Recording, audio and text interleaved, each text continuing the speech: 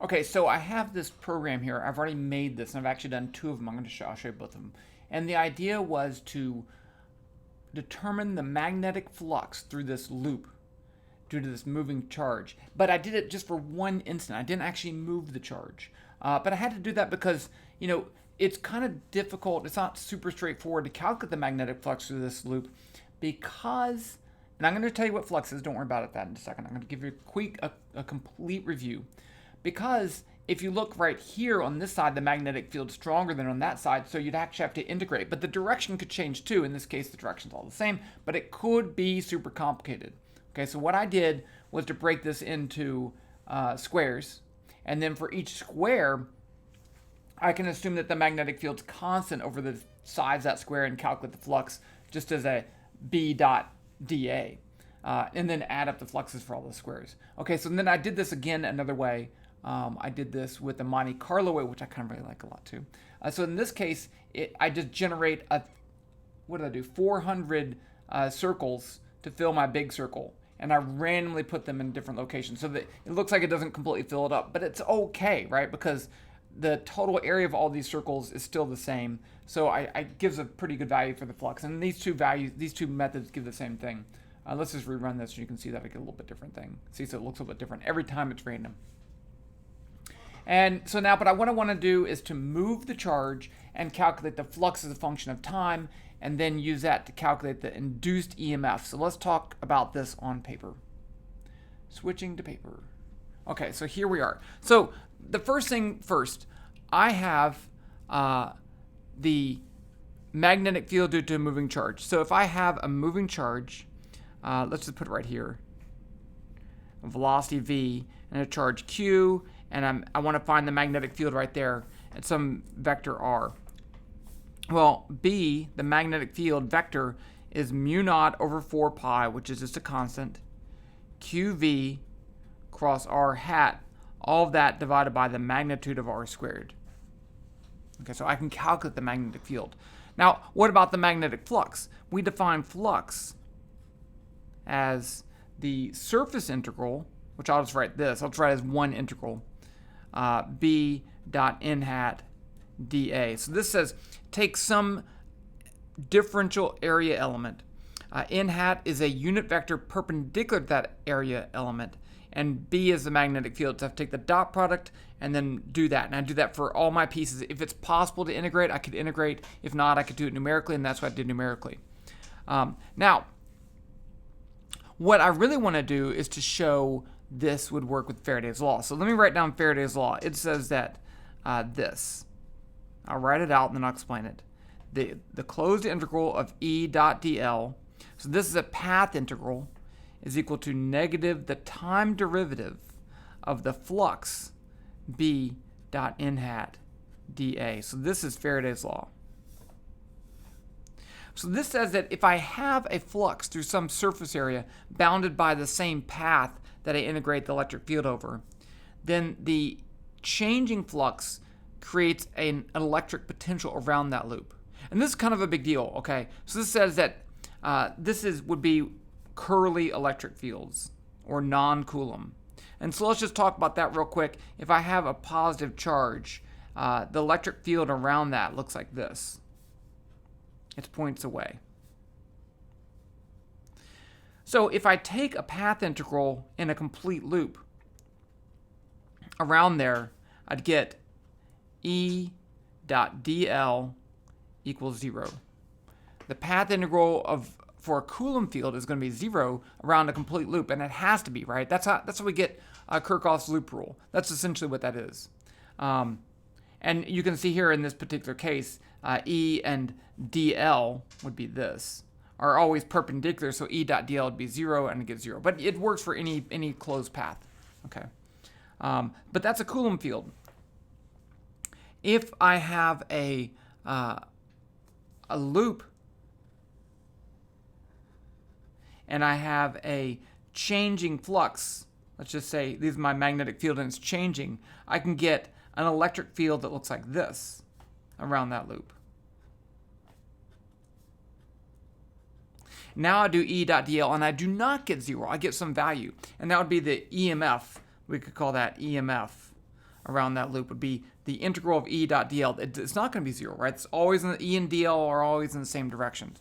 But it depends on how that flux changes. So that's why we're doing this. I'm going to calculate the flux, and then I'm going to see how the flux changes, and then use that to get an EMF. Now, let me make one really important point here. Let's say I have a loop. I don't know if it's an important point. And I have, let's say my charge right there, QV, like that. And I calculate the flux through this area, and then I do it again, and I find the derivative of the flux. I can't necessarily calculate the value of E around that loop. I'm actually calculating the value of E dot dl. E could look like this.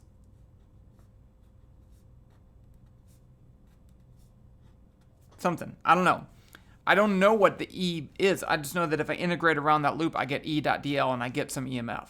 Okay. Now, in a symmetrical situation, you could get the electric field, okay, if it's all symmetric. But other than that, we don't really get the actual electric field. We just get the integral of E dot dl. Okay. Okay, so I have already this program that calculates the flux. What I need to do is two things. Number one, I have this charge. I'm going to move the charge, okay, make it move so it's animated. And then I'm going to turn the flux into a function so I can calculate it each and every time. Okay, so let's do that. Switching over here to Python. Okay, and this is in GlowScript v Python. So GlowScript v Python is essentially Python. It looks like Python, but it has these built-in objects like a ring and a sphere and an arrow that makes me able to make these three-dimensional models really easily and without having to do a lot of work. And graphing too, and it has vectors in there. So let's actually switch over to this one. We're going to use this one. And this one also I like because I have the color of each square is the opacity of each square is proportional to the magnitude of the flux. So you can see that there's more magnetic flux on this side than on that side because it's brighter red. Okay, so I already have a charge. I already have a velocity. The first thing I need to do is move my charge. I want to let's put it down here, right? So I'm just going to go ahead. Let's copy this. And let's call this EMF magnetic flux loop. I don't know. I'll probably look for this in 5 years and not be able to find it. Save. Did it save? Didn't want to save. Let's just run it. Okay, save. There, it's saved. Okay. So I'm going to move this down, let's say 0.1, negative 0.1. So now it's not right there at the center. Okay, so it's down there. And you'll notice the flux change. I kind of like that. Okay, I already have this function to calculate the magnetic field due to that charge at any particular location. And one thing is, I don't want my charge to pass through my loop because I would get to the situation of an R being 0 vector, and then I take the magnitude and divide, and it's going to blow up, and I don't want things to blow up. So I'm just going to not. I could fix that in my program, but I'm just going to not go through the center. Okay, so let's do the following. Let's turn this flux into a function. So in this program, let's just look at what I do right here. This calculates the magnetic field of any location. This makes the circle. This part right here, areas all the way down to here,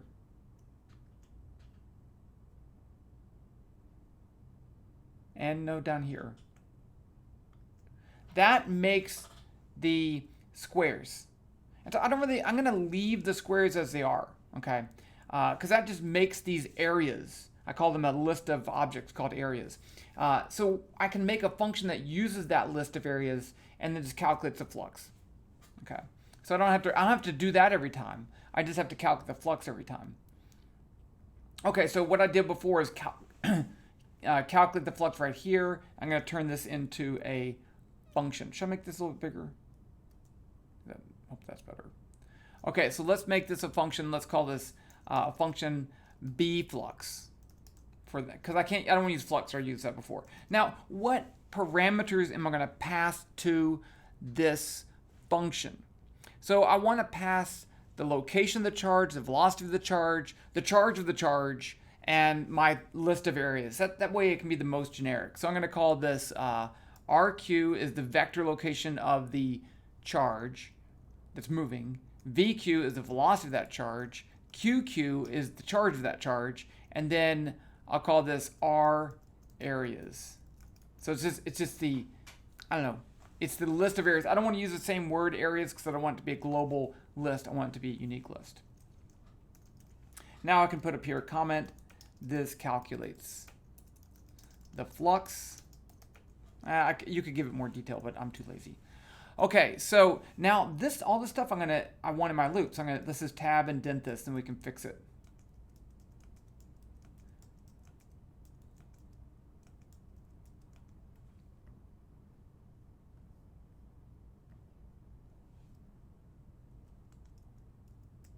Okay, so what needs to change? So flux is fine, deflux max, that's just used to set the color opacity thing, so don't worry about that. Now for area in areas, I can use area, but I can't use areas, right? I have to use R areas. And then R temp is area.pos, that's fine, minus charge.pos. Charge.pos is RQ, right? I'm not using charge. Now I'll take the dot product, B is gonna be charge.q, I'm gonna use QQ. Charge.v is going to be VQ. And R temp is the same. Remember, R temp is that vector from my piece to my moving charge, which I just calculated. Area.r hat, area.da, that's fine. Area.phi, that's fine. That's fine. I think that's fine. Now I just need to return the flux. And let's just say return flux. And then down here, let's print. What do I want to do?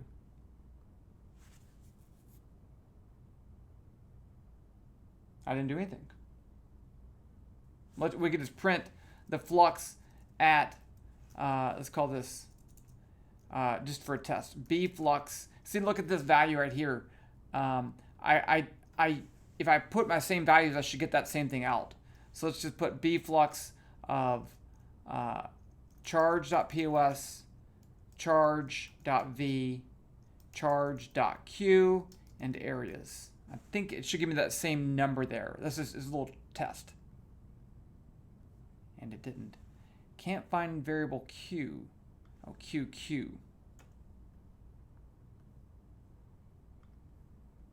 Same thing. Okay. So things are working. Now I can animate the whole thing. So let's go down here. I already have a velocity. I already have a position. I can leave that there. It doesn't really matter. And let's just say this. While charge.pos.y is less than 0.1. So it's going from negative 0.1 to 0.1. And then I'll stop it. Rate. Let's put this at rate 100. Do I have a dt in there? I need a time step. Okay, so let's put t equals 0, dt equals 0.001. That might be one more. I don't know. I'm just guessing at my time step because it's moving pretty fast and it's not for very long. So let's put a rate of 100. Rate tells you how many of these loops to do every second. Okay, so this says do no more than 100 loops per second. So it kind of puts the animation speed on my thing. So the first thing I'm going to do is just move the charge. So I'm going to say charge.pos equals charge.pos plus charge.v times ut. So this is v is delta r over delta t. If I solve for r2 in terms of r1, this is what I get. So that's my position update formula. So now I want to do is to calculate the flux and plot it. Okay, so let's do this. T flux is going to be the temporary flux, and it's going to be equal to this stuff. B flux, I can just copy this whole thing. It's the same thing, right?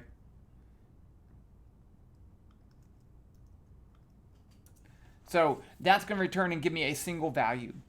Let's just animate that, then I'll make a graph. Okay, so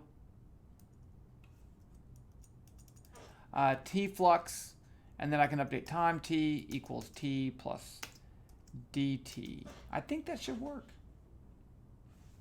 Let's just run it and see what happens. Oh, I didn't update the arrow. Okay, so let's do this. Let's make this run a little bit slower. And I didn't update that charge arrow. It doesn't really matter. What did I call that? V arrow? V arrow. I just want to change the position. V arrow dot POS equals charge dot POS. But let's watch this animation and see if this thing seems like it's making sense. Yeah, that's pretty good. Let's slow it down even more. Actually, let's slow this down by making my time step even smaller, because why the heck not? And then make this 100. Okay, watch it. You ready? Yeah.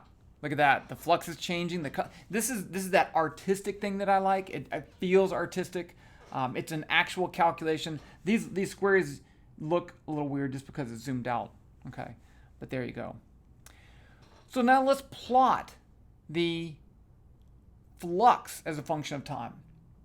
So I'm gonna put my graph up here. So I'm gonna say G1, and I'll include a link to graphing down below. G1 equals graph.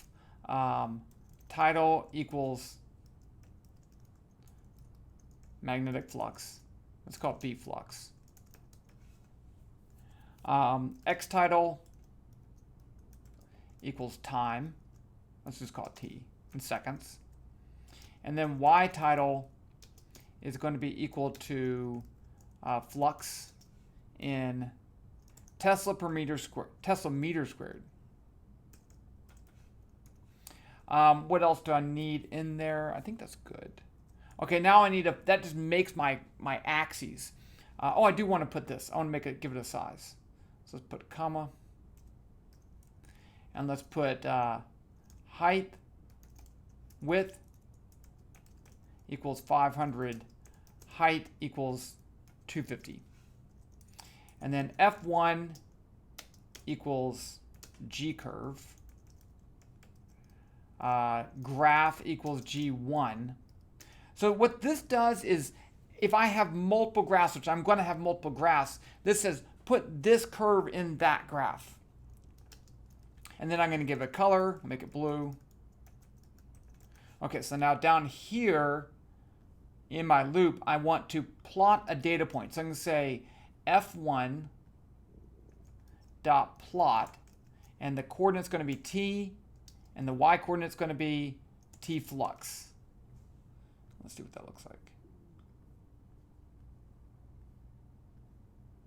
Okay, so the flux increases when it gets as close as it can get, and then it decreases. It's symmetrical. That makes sense. That's what we'd expect. Okay.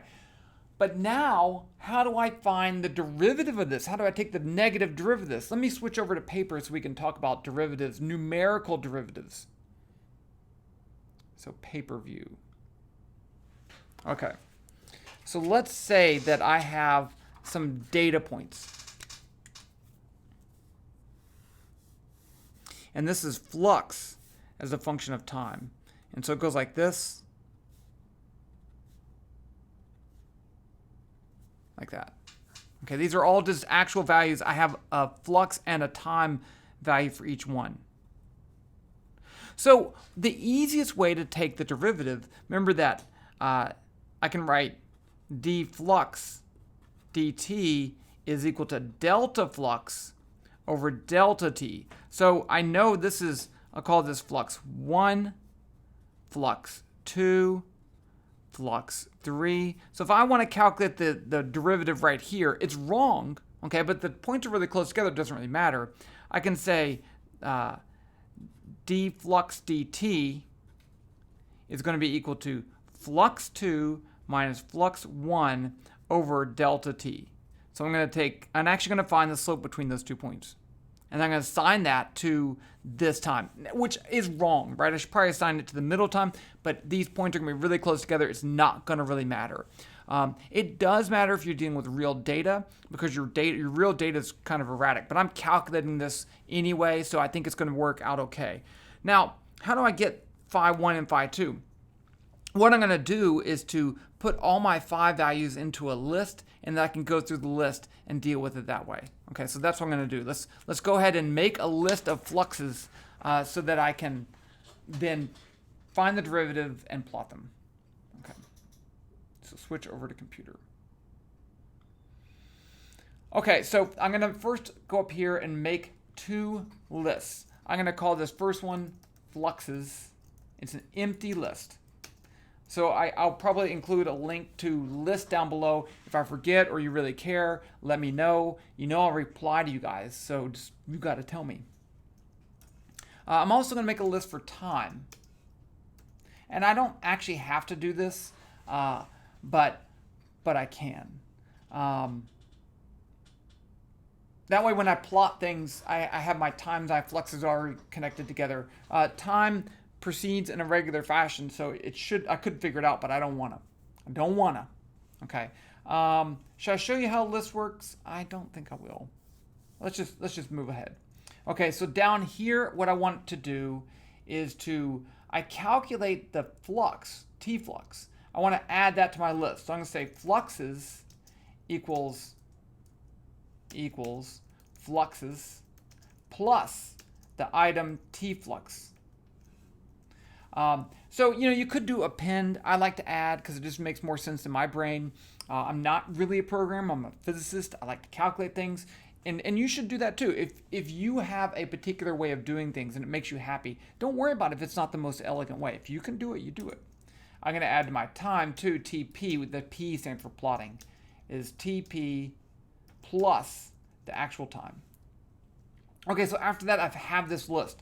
Now I need to go through the list and calculate the derivative and plot it. So I'm going to make another graph. So let's make a graph up here. I don't want to plot on the same thing because it's not the same thing. So let's just copy this graph, G1. Actually, let's copy both these and put it right down there, and then just change it. Okay, so I'm going to say G2. It's going to be a graph. It's let's call it EMF. And the X title is still time. The Y title is going to be the EMF, electromotive force, in units of volts. Because remember, if you integrate E.dl around a path, you get units of voltage. The size is going to be the same, but now down here I'm going to say F2 is my other curve, and it's going to be on graph 2, and it's going to be red. Although I could use a blue, it's on different graphs, it's fine. Okay, so now I have that. So down here, I want to go through my list of fluxes. Now, if you think about it, when I go back to my data points, if I take 2 data points, I'm actually going to have one less point to plot on my graph. Because I'm going to start on point number 1, not point number 0. And then I'm going to subtract off that. So let's do it like this. I'm going to say this. For I in range of the length of fluxes minus 1, do the following. So this says the length of fluxes is the length of that list. So however many data points are in there. And then I'm going to subtract off 1, okay, so that I don't go through the whole list. If I did that, I'd get to the part where I subtract. I try to do an operation with the item that doesn't even exist, and that's bad. Okay, so now I'm going to calculate the flux. I'm going to call this just D flux. And it's going to be equal to fluxes I plus 1 minus fluxes I. Okay, so fluxes I plus, if you think about the first one, I start with I equals 0 because it's in a range. So it starts at 0. So I'm going to take fluxes 1 minus fluxes 0. And then the next time I'll go to fluxes 1, and it'll be fluxes 2 minus 1, 3 minus 2, 4 minus 3, so forth. So I get all my changes, and then I need to divide by dt, which I had above. That never changed. You could do the same thing with, probably I should, TP, but Nah. I should, but I'm not going to. Okay, so that's it. That's my flux. That's my slope. Now I just need to plot that. F2.plot. And the time coordinate is going to be TPI, right? I'm not going to use T because T is just the final value there. I need to go find out what time it is, and that's the ith element of T. And then df. I think that'll work. Okay, now it's not going to do it because I have to collect all the data and then analyze. So it's going to make the second graph afterwards, and it can't find df because I'm an idiot.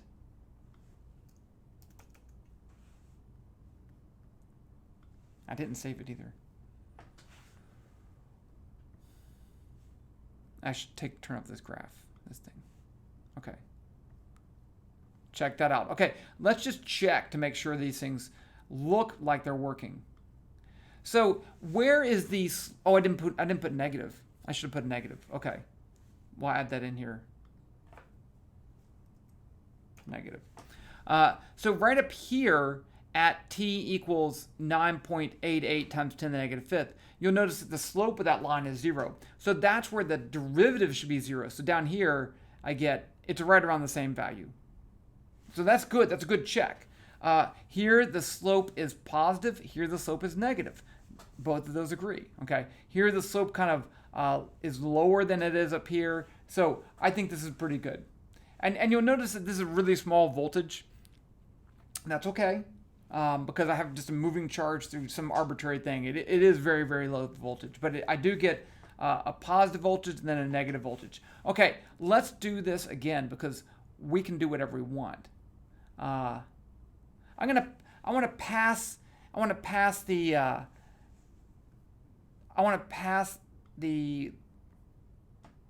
to move this so it goes right over. Do I want that? I want it to go right over the thing. No. I'm trying to think of a good, where would I increase the flux? If I move the charge in the z direction so it doesn't pass right over that, I'm just thinking that won't give a good flux either. Because the flux do that. Let's see. No, that would. No. Let's move it let's just give it some random velocity. Start at the same position, but a random velocity. So the velocity here has a y component. Let's give it an x component of negative 2 times 10 to the negative 5 times 10 to the 4th times 10 to this 2. I don't know, I'm just making up stuff here. Let's just do that and see what happens.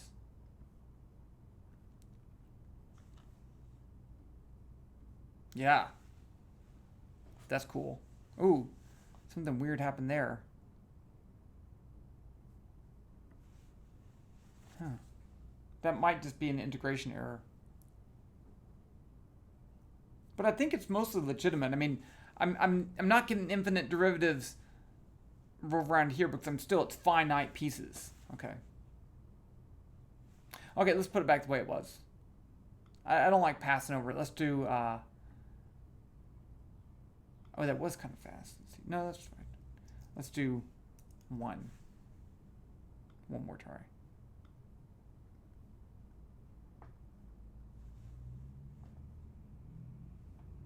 Okay, kind of the same thing. Okay, now I want to do one more thing. What if I replace this, or if I redo the whole thing with the other version of the flux? What if I replace this with the Monte Carlo version of the flux? So right up here, I'm just going to make a second function. Oh no, this is kind of... I'd have to redo the areas because the areas are different. That's actually all I have to do. So let's just do this. Copy that. All this stuff. Copy all that. And go back over here. Now, when I make my areas,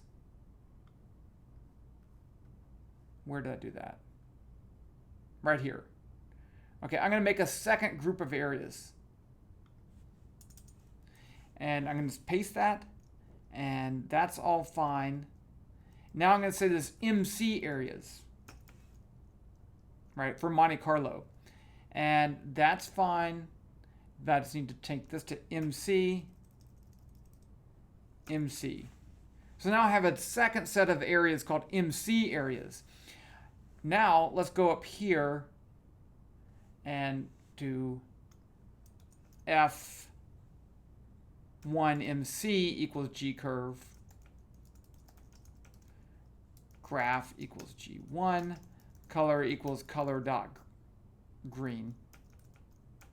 And then down here, F2MC, I'm going to add a second graph, G curve, graph equals G2, color equals color dot green.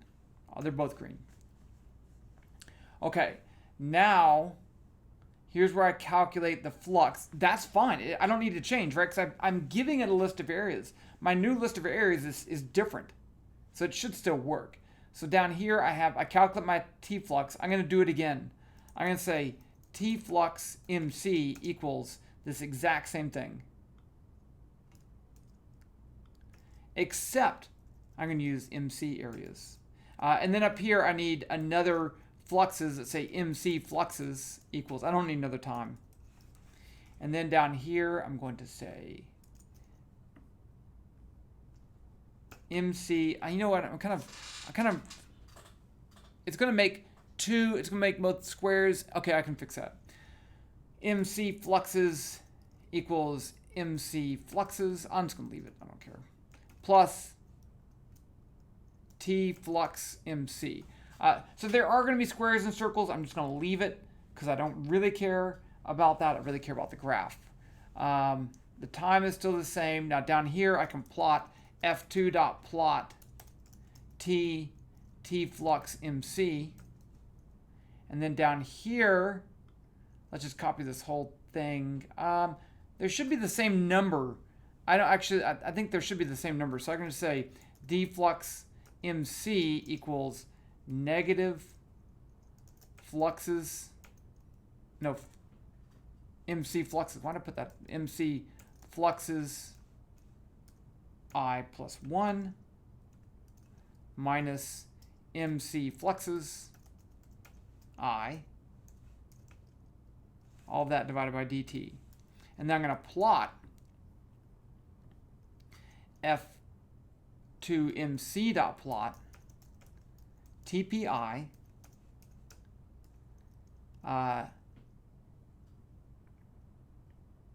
D flux MC. I really don't know if this is going to work.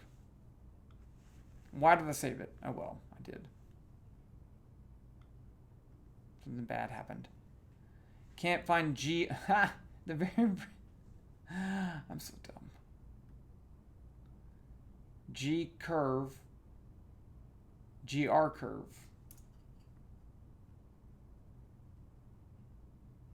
Okay.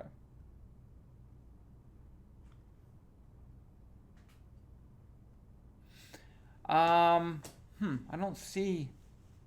I guess they're right on top of each other.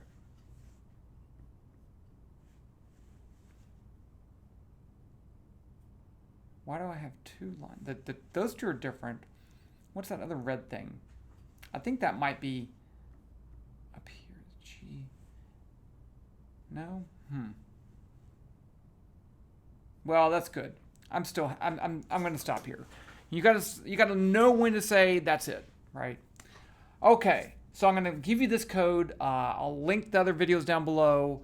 I'm pretty much done with magnetic flux. You could do this same thing with the magnetic field due to a wire. This is originally what I started. I want to have a wire with a loop and have the current changing in the wire. It's not moving, and that changes the flux. Same idea. I feel like I want to do that, but I want to move on to some other things. So I think I'm just going to stop here, and that's going to be it.